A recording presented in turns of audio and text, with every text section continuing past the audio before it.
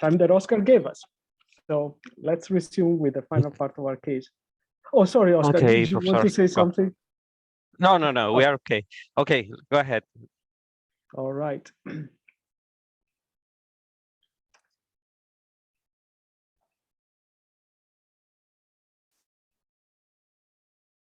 All right, so we did a bunch of stuff in the previous case, but how can we actually implement it? We haven't seen any coding.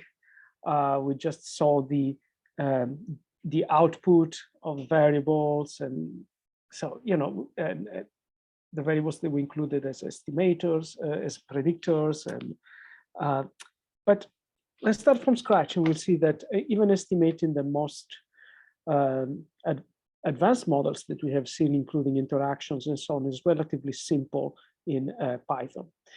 First of all, we need to import the required libraries. By now, you know that we need pandas, we need NumPy, we need matplotlib, and SciPy from stats, and stats model formula that we call SMF. This will be important for us to write the formulas that we need. So we do our importing, and then we read our data frame, and that we are going to name houses. So the data frame is saved in the directory data as kc house _ data.csv. So one of the first things that we have done was we introduced the QQ-plot. And the routine that allows you to calculate the QQ-plot is from SciPy at stats, and it's called probplot. The syntax is pretty straightforward. You have to provide a vector of data that here is called x, and then the distribution that you want to compare it with. In this case, the normal distribution. And if you want to indicate the normal distribution, you can use the key norm to include as part of this argument. And the plot argument tells SciPy to produce a plot using a specific engine. We usually pass plot equal to PLT to use matplotlib. Remember that we called it PLT. However, you can technically call a different package if you are using ggplot, if you're using something completely different. And so example one, make a normal QQ-plot for the price variable. So we can call it, we can call the function from stats, it's called probplot. We said, so X is going to be houses. So we take the data frame and we isolate the vector of prices. The distribution that we want to compare it against is going to be the normal, so it's norm. But obviously, you can use the QQ-plot for any type of comparison. You can even compare it to a different vector of data. So in this case, the reference is the normal because we want to make sure that the linear model assumption is satisfied. And then we are going to use the PLT function to call the plot. Then we can specify a particular title. This is part of the PLT routine. So it goes as title, and you can call it QQ-plot for prices, but you call it something different. You can call it quantile plot for the price values. And then plt.show will actually plot it. Okay, so you can run it, and you have your QQ-plot here. Okay. Notice that it's a little bit different to the previous one. You can add a grid, you can change the background. There are many ways that you can personalize these plots. So what if we want to calculate as an exercise the QQ-plot for the square feet of living variable? We didn't do it before, but how can we do it? Albert is suggesting, has already done it. It's very simple. You could just create a new entry here. You can copy this part. What do we have to change? we would only have to change the variable price. Instead of price, we can use the square feet of living as here. And indeed, we have the same result that Juan Fernando, for instance, are presenting on Slack. Okay, so the only thing that changes here is the variable of interest. So we learned how to log transform variables when it's the case, and we can use the stats model library that we imported, and we call it SMF. And we need to create a formula that allows us to estimate the OLS. OLS, remember, stands for ordinary least squares, which is the mathematical routine that allows you to estimate the coefficients, the unknown coefficients of a linear regression. So for instance, what if we wanted to simply run a regression of price on the square feet of living space? The model would be the following: SMF, okay, which stands for stats model formula dot OLS. And the formula is going to be expressed in this way. And this is the same for all linear models in Python. It's actually very similar in R. So that you first write the response, in this case, the price. Then the symbol tilde is what separates the left-hand side from the right-hand side of the equation. And in this case, we are only using square feet of living. So we just write square feet of living. Notice that we do not need to, how to say, to specify the intercept. The intercept is included by default. And we need to specify where these variables are found. Of course, they are in the data frame that we called houses. And then dot fit is to produce the actual fit of the function. So it's going to be saved, the fit of the model is going to be saved under model. And then we can, of course, explore it using the summary function to display the output that we have seen in the case. So we can do it. Nothing seems to have happened, but the model has been fit. And now we extract the summary. And here it is, the full table for the linear regression. Tells you the time for calculating it, the number of observations, AIC. BIC is the cousin of AIC, is another model selection criterion, which I actually like better because the BIC compared to the AIC is favors more parsimonious models. That means that the especially for a certain sample size, the penalty term for the number of parameters is stricter compared to the AIC.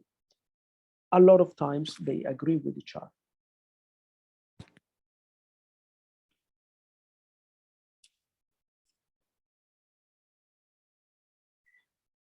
There are some notes here that act as a reminder. It says standard errors assume that the covariance matrix of the errors is correctly specified. So what we are assuming here is that there is a constant variance assumption. And also says the condition number is large.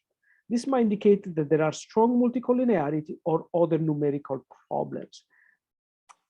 Well, in this case, it cannot be collinearity because we only have one variable. The reason why you're getting that value of large condition is because the price and the square feet of living, they are on very different scales. And this is why you have this very large estimate for the intercept and for the slope. So see, here Python is a little worried about the difference in scale, but the model is fine. It's all right. I mean, it's a simple model, but there's nothing that hints at the fact that it could be something more serious going on. Yes, Marlon, you can include robust standard errors in, for OLS. You can do many more sophisticated things. There are a lot of libraries that have subroutines that can allow you to extend the linear model. to have, let's say, sandwich estimators, model for heteroscedastic errors, or with autocorrelation. If you're working on time series, yeah, you can do pretty much everything in Python. Anything that you can do in Stata or in R, although R has probably more libraries for statistics, for statistical applications. We're still talking about classics here, so all of this stuff is well developed. So what if we want to add a log transform? How do we modify the syntax of the basic linear model?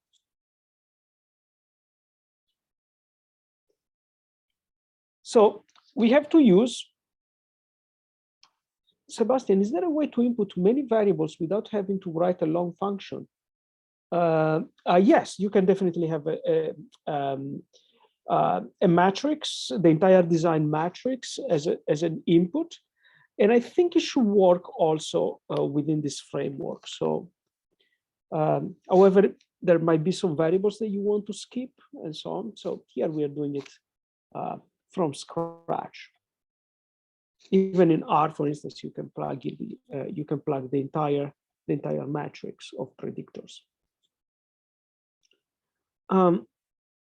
So here we will have to log transform. How do we do that? Well, the NumPy package has a log function that we might want to include in the formula. So if we write np.log, we are basically calculating the log of the house prices. So if you run this simple line, of course, it's going to show you the vector, the first 5 values, and the last 5 values. Tells you also the length and the dtype, which is the type of variable that you are saving in Python. It's a float, 64 bits.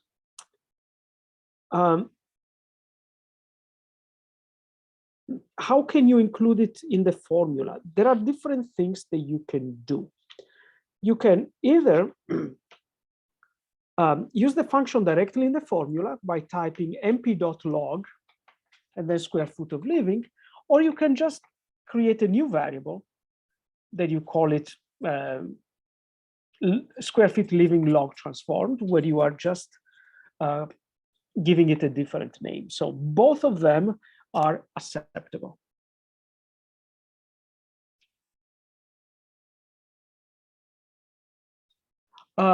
Diego, what is the meaning of that number? That number is the t-statistic. That's the t-test for the slope. And that's the quantile of the t-distribution. And what it's saying is that that slope is highly, highly significant. Any t-value that is larger than 2, depending on the degrees of freedom, but in this case, the degrees of freedom are basically the ones of a normal distribution. Yeah, it's telling you that it's highly significant. The larger the t-statistics, the smaller the p-value.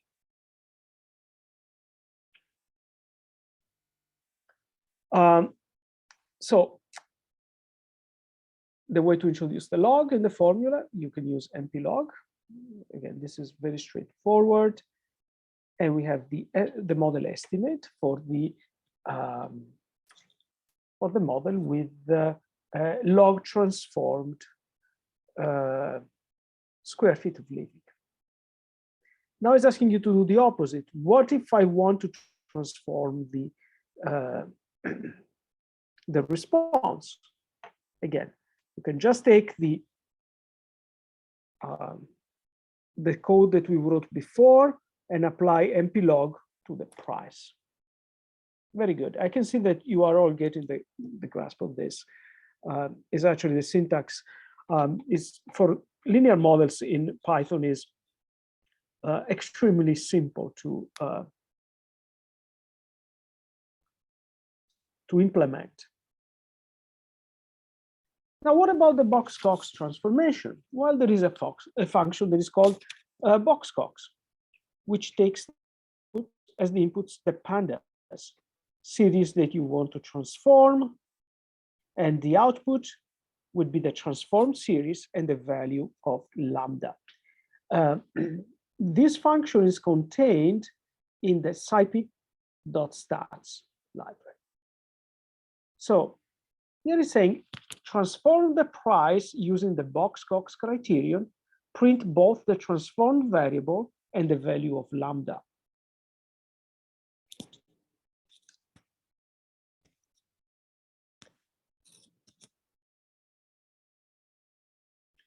So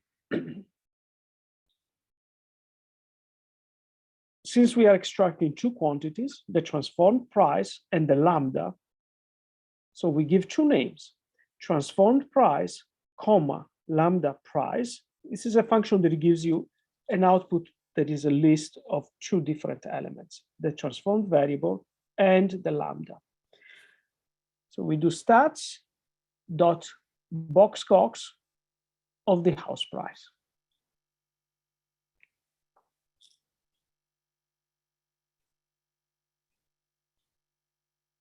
Nothing seems to have happened, but it has happened. And then we can check the transformed price. We see all the transformed prices and the lambda price.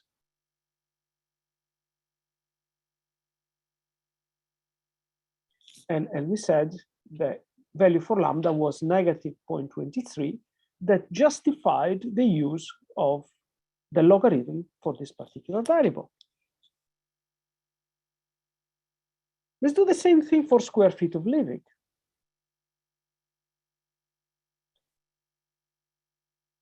So we go and transform the, and change the code.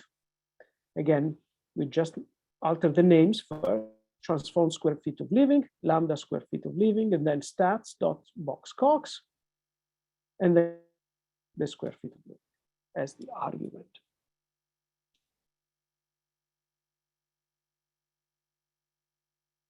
It's the value, which is not super interesting. However, we found out that the square feet of living, the coefficient is 0.028.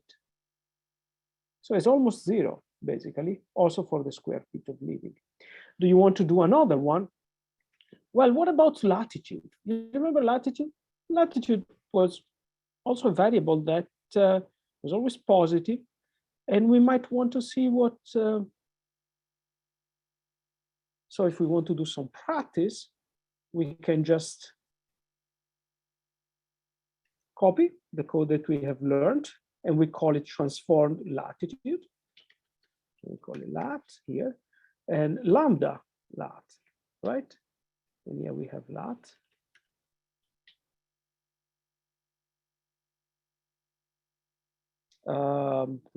Why that? Is it a capital L?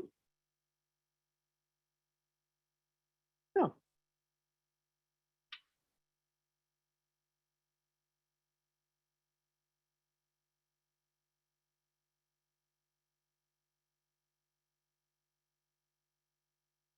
I'm just curious.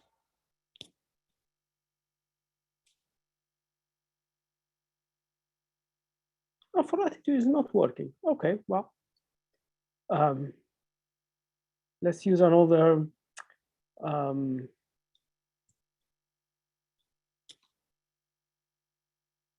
Yes, it will always return to objects. I'm not sure why we're getting an error for the lambda for lat. Invalid value encountered. Oh, I see.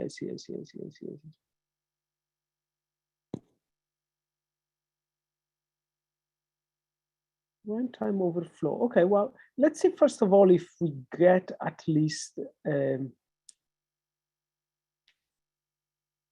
lambda estimate for the lat.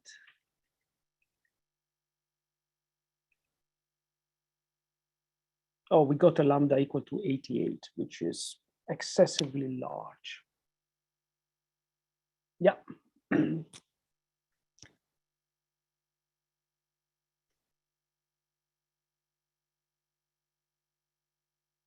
All right, so how can we tell Python that the variable that we are including is a categorical variable? Why do we have to tell Python that? Well, because some of the variables that are really categorical, they might be still present in the data set as a numeric variable. Think, for instance, the zip code. The zip code is, a sequence of 5 digits, so it can be mistaken for for a continuous variable, which is not. So unless you want Python to misunderstand, you need to tell which variables should be considered as categorical, unless they have a name, and then they will be automatically transformed into a categorical number. So if they have text, it's easier. But when you have numbers, you want to tell. So the syntax will be capital C and then the name of the variable inside. So for instance, view or waterfront or grade, etc. When you instead want to calculate a transformation that is, let's say, the square or the cube and so on, you want to, for the power functions, we have seen that we use the quadratic term a couple of times. We want to write it in this way. You want to tell Python that they have to evaluate the expression in parentheses, and it should come before the letter I, that stands for identity. And this is the way to tell Patsy that everything that is inside the parentheses should be passed as is to the model.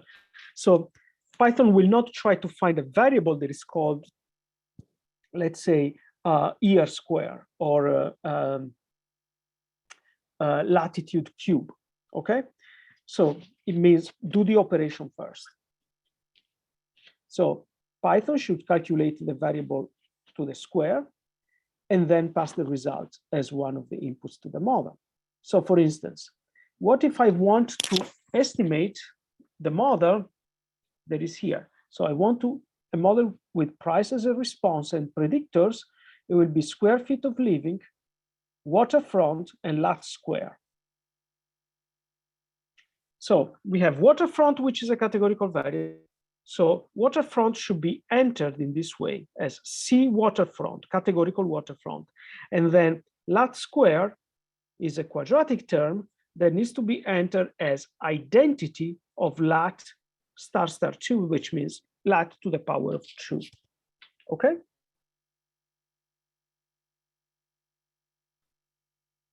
And this is the formula, still using smf.ols. Is the extension, and then we plot the summary, and this is called model transformed variables. And the summary is right here. Okay.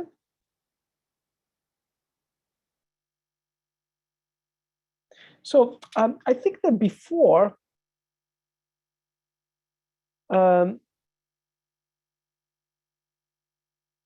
oh, thank you, Julio. Yes, definitely. If you want to have the formatting that we had in the notebook, using the command print for the very last command that we had, displays the result in that format. So that is better for printing. So let's do it actually. So you can see it.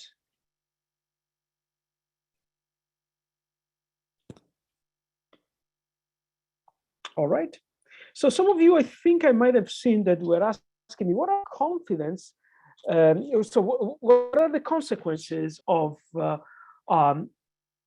model that is fit when you have multi-collinearity? So the problem is this. You will have variables that are competing to estimate the same signal because they are correlated with each other. And one of the consequences is that the standard errors, they tend to be larger. So you might have that some of them might not be significant just because there is a larger standard error.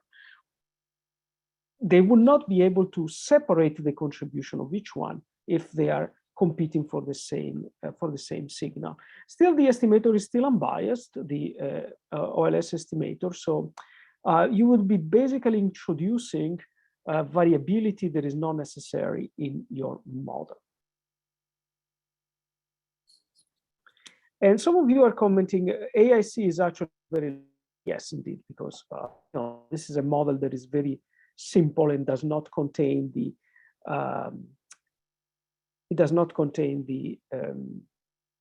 all the predictors. But you also need to consider one thing, that here we are not doing it on the log price, we are doing it on price.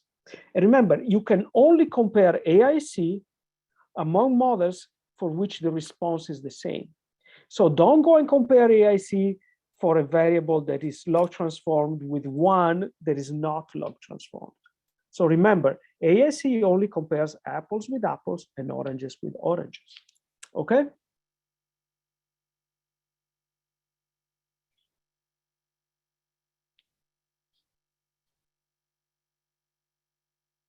Viviana, yes, you are correct. It's still is still unbiased, but is not the best linear unbiased estimator, because one of the assumptions for the linear model is that we require that the predictors have to be orthogonal, indeed. And blue, for those of you that are wondering, what does it mean blue? It means, Viviana, want to say what blue means? Best linear unbiased estimator. And with best, it means the ones that has the smaller possible values. Very good. Not that unbiased models are always the best, but that would open another kind of discussion. So it's just selecting the best estimator among the class of estimators that are linear and unbiased.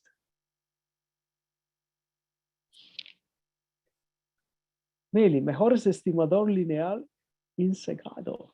Oh, nice. I didn't know. I didn't know that there was a different acronym that was actually used in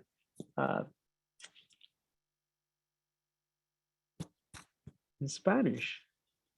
When I was taught in Italian, still we were introduced to blue. I guess we lacked imagination. It's still blue, yeah, Javier, it's still blue. They told us in English. But in Italian, it would sound something like this. Il miglior stimatore lineare non distorto. Too long, see?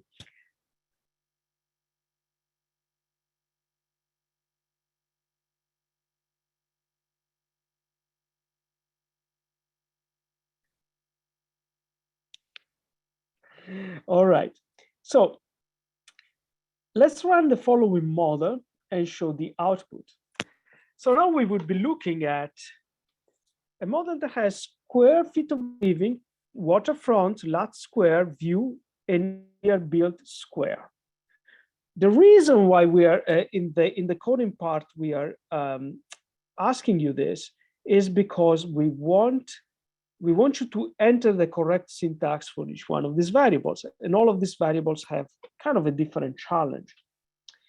For instance, square feet of living, no challenge. This is actually easy. But then waterfront is categorical, right? For lot square, here you are doing a transformation. View is categorical, and near-built square is another variable that you are transforming. So let me see your answers. You are very quick today, and that is correct. Good job, Juan Carlos, Andre, and Albert. And Isabella, of course. And Alejandro. Great. Santiago, the I is necessary because there is no variable that is called, let's say, lat star star square.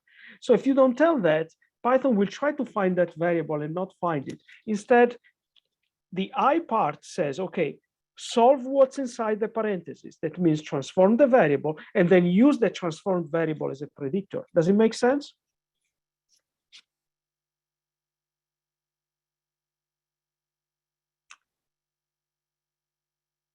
And of course, you have the you all got the correct formula. Then we might look at interaction terms. We said that to model interactions, we just add the star sign. So we simply enter it as variable 1 times variables 2. So for instance, you want a model that has square feet of living, waterfront, latitude, and then the interaction of waterfront and latitude, you have to just be careful that waterfront is categorical, right? So it will be square feet of living plus C waterfront, because we want it to be categorical, plus latitude, no transformation needed here, then plus C waterfront times latitude. Laura, how can we drop the intercept? You should be putting a -1. You should not drop the intercept.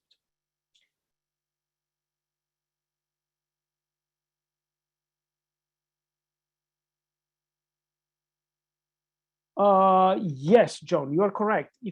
If you already defined a new column that has its own name with the transformed variable, then you do not need the I thing. You need it only when you have to perform those specific operations on existing variables, where you don't have a variable that is called, let's say, ER square.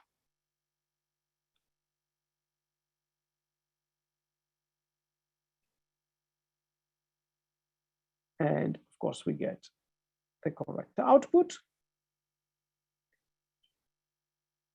Now, this is a tricky one. Let me see if you can do this, because so here you have price over the log of square feet of living plus view plus the interaction between the log of square feet of living and view. So, all right, Christian was super fast and Herman almost just as fast.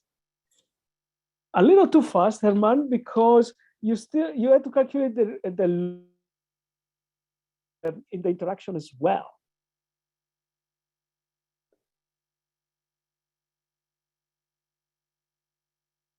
Okay, very good. You're all very fast. So the formula, of course, will be plus m log square feet of living plus categorical view plus mp.log square feet of living times categorical view. Okay. And this is the very last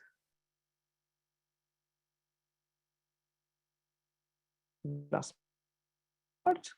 As you can see, the output will contain levels for the different view because we enter it as a category. Then we have the slope.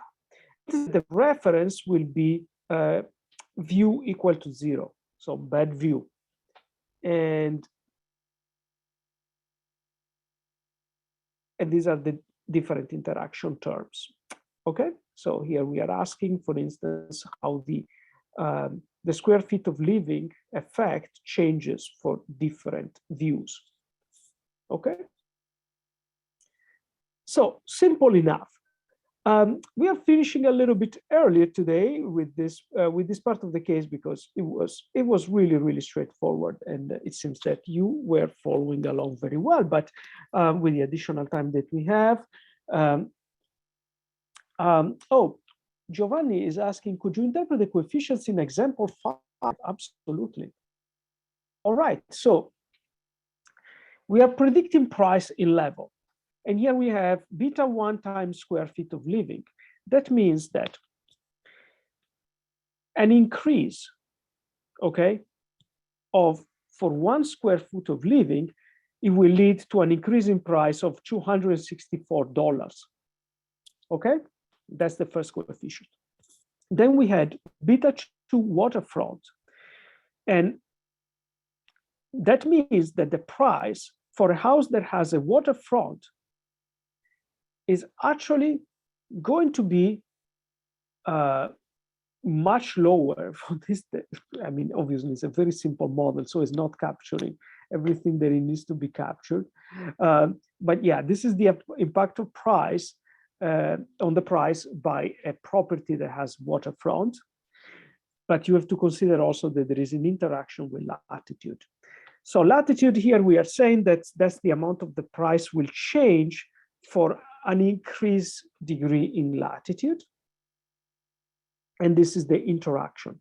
So that means how much, this is the difference in slope between, for the latitude, for houses that have a waterfront.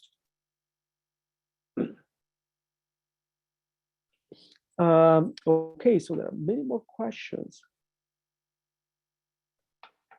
Diego, the analytical part is way harder than the coding part, of course, because we are learning the concepts. Then how to do it, that's easier in this case.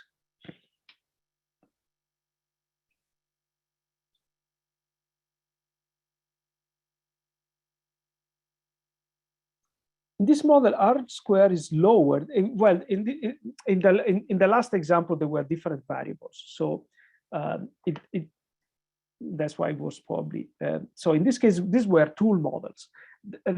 If you want to have a more realistic model, you should go back to the example that we have seen in the analytical case. Brian, can someone tell me why it's important? Because some variables, Python might not know that they are not categorical. For instance, the zip code contains digits. You don't want Python to think that it's actually a number that has a meaning, okay? How can we test the assumptions of regression models? Well, one thing that you can do, Laura, is to look at the variance covariance matrix of your predictors to see if they are correlated with each other, so that you can avoid multicollinearity. Checking the normality of your response variable, or the reasonable closeness to normality of your response variable, or of your residuals, that will tell you if the model assumptions were correct.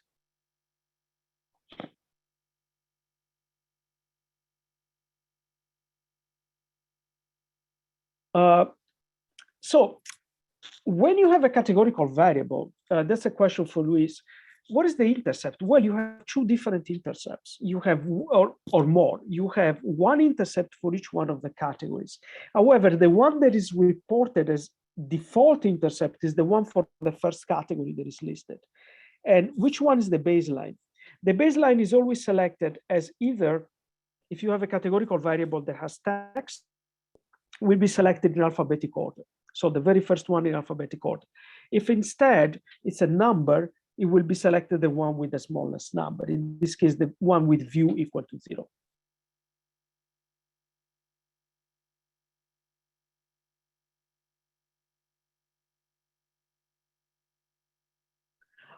Why is not the root mean square error not given in the summary? Well, yeah, that would be an interesting thing to see as well. Typically, the root mean square error, though, is reported when you are actually trying to predict values and you are keeping like some of the, imagine that you are doing a validation set. You are leaving some of the observations out for your estimate, and you are not using them for the estimate. And then you try to predict them with the model that you use for training, and then you calculate the root mean square error. So in that case, it's probably more meaningful. But here you can actually see something very similar to the mean square error, because you can look at the variance of the residuals. So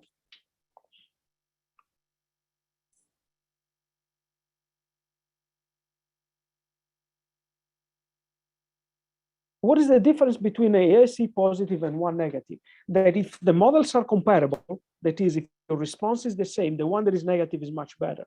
You want something that is as small as possible, and not in absolute value, like in absolute, in value that include the sign. What does it mean T1? That means that that's the waterfront effect when you have a house with a waterfront. So remember that waterfront was a variable that would take value either 0 or 1. So the baseline is 0. T1 is the effect of the waterfront.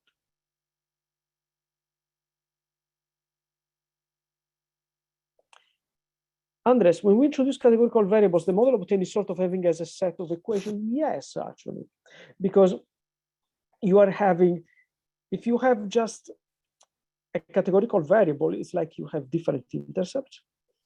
If you also have an interaction with a continuous variable, then you have also different slopes. That's called also ANCOVA in some statistics book. Milena, what is the meaning of BIC? BIC stands for Bayesian Information Criterion, and it's another model selection criterion. You can either minimize AIC or BIC. As I mentioned before, BIC is more strict in penalizing the number of parameters. So it favors typically models that have fewer parameters, which is sometimes a good thing. Luis, yes, here we are using, but again, in the analytical, in the coding part, we are just playing around with, we are not really trying to model prices at their best. So if you want a more realistic model, go to the analytical case.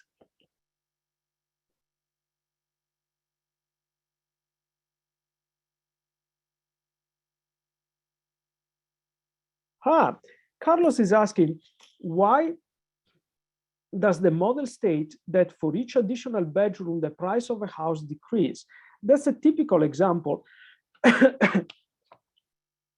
of a model that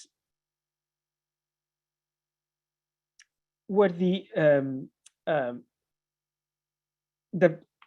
bedroom is interacting with the size of the house. So there are also some very extreme values in the price of the houses, and you might have that some of the houses don't have a large number of bedrooms, they just have a larger space, they have larger living rooms and so on. So you might have that for the top properties, the number of bedrooms is not one of the leading cases.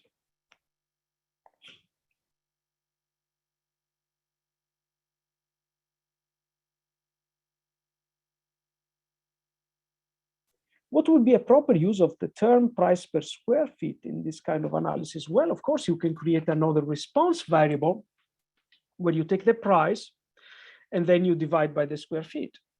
And you estimate what are the determinants for the price of a square feet. Why not?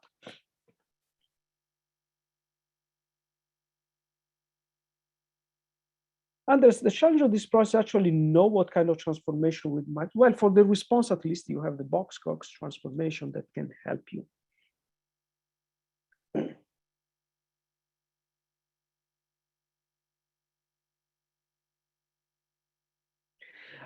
William, yesterday it was said that the weight of each variable should be roughly similar.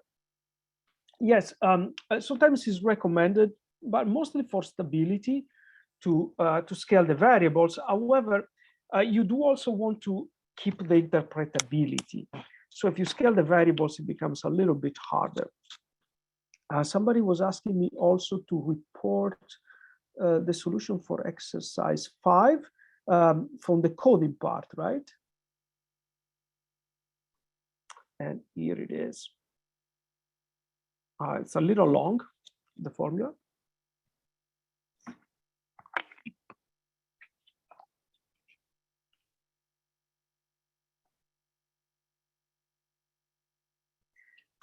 So the interaction results, it depends. If you have the interaction between a categorical and a continuous variable, is the difference in slopes between the categories.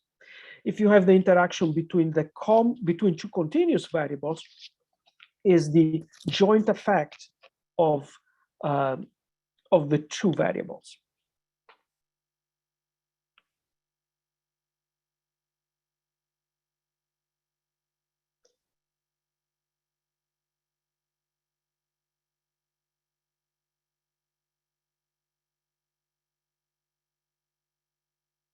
Given the interaction between bedroom and size, it's adding a negative to the bedroom so you can reduce the redundancy. Well, it's, the number of bedrooms is acting as a correction factor.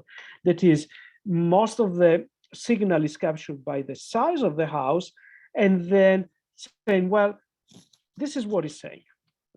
A house with the same size is going to cost more if there are less bedrooms in that size, in that house of that size. That is, perhaps if they have a larger kitchen or a larger bathroom. So there is space inside the house that might be more valuable than just bedrooms. Bedrooms, if you think about it, is space, right? You don't need really, we're talking about houses that are non-furnished here, right? Bedrooms are empty. They are, however, if you have a large kitchen, well, probably people are willing to pay more because might have nicer appliances and so on, or other a larger living room, for instance, might be preferable in terms of price. So that could be, the interpretation.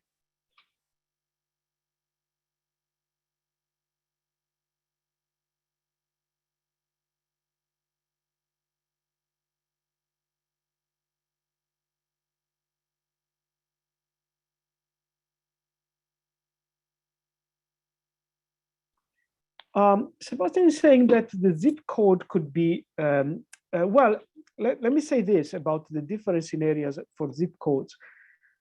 Typically, you have very large zip codes when you have areas that are very rural, okay, where not many people live. However, in cities, you see that zip codes tend to be smaller than higher the number of people that live in a certain neighborhood.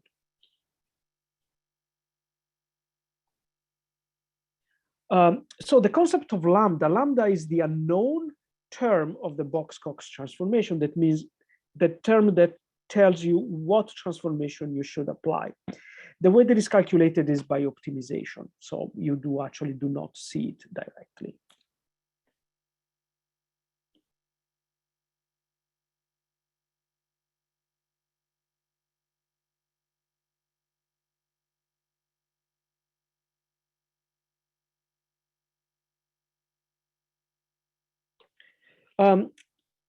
You give me again an insight of why we reached a negative value for lat square if the hump is upwards. Well, because that's the formula. When you have a negative sign, you should have the hump in this way.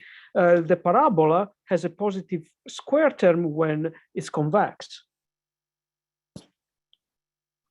Unless I'm saying something completely backwards, because it is almost 11 p.m. But I think I remember my my algebra.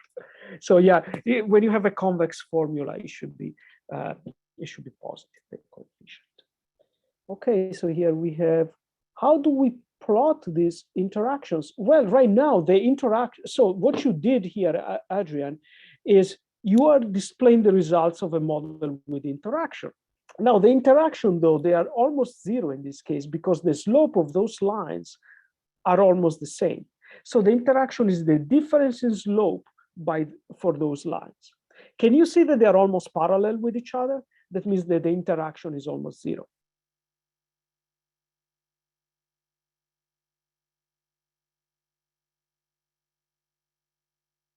Well, the residuals, you can extract the residuals from the output, and you can definitely plot them. But the residual analysis should be part of a different case. That's why we did not focus so much. I want to tell you something else, though. Here there is some information about the residuals that you might want to consider, and it's in this table here. First of all, you have the skewness and the kurtosis. Obviously not very good here, but you also have the Durbin-Watson that checks for autocorrelation in the residuals, and the Jarque-Berat statistics. So this is a test for normality and checks whether or not we can reject the hypothesis of normality. Now, for this model, which was admittedly not very good, we are clearly rejecting the hypothesis of normality. However, let's go back and check some of the hypotheses for the previous model, the ones that were more sophisticated. Well, we can see that the skewness is almost zero now, as we would have preferred, right? So, and the kurtosis is 5. So this is a higher kurtosis than we would like. Kurtosis should be about 3 for a normal distribution. And we can still see here that we are rejecting the normality assumption for the residuals according to the Jarque and Berat statistics. However, you also have to consider that the data set is very large and contains some outliers.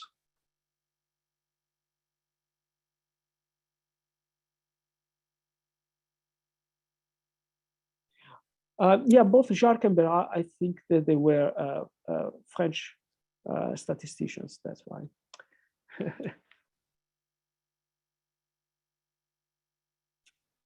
a book for this topic. Well, you know, there is so much material about linear regression. You can, you just by Googling linear regression, you will find so much information, and a lot of it is really good. So, I mean, I can definitely recommend some, and if you write me in private, I can suggest something specific. But you know, there is so much for linear regression.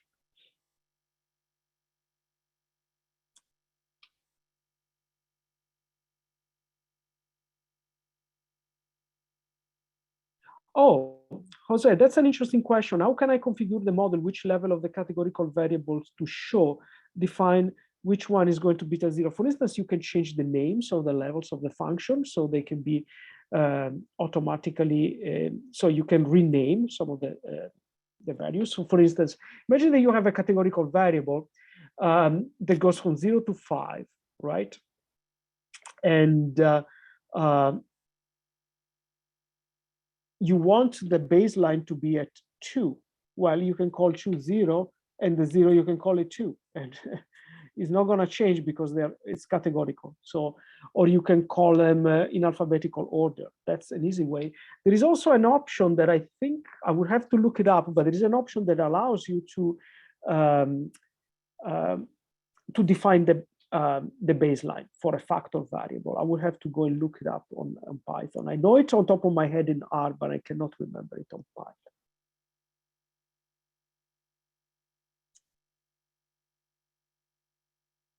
All right.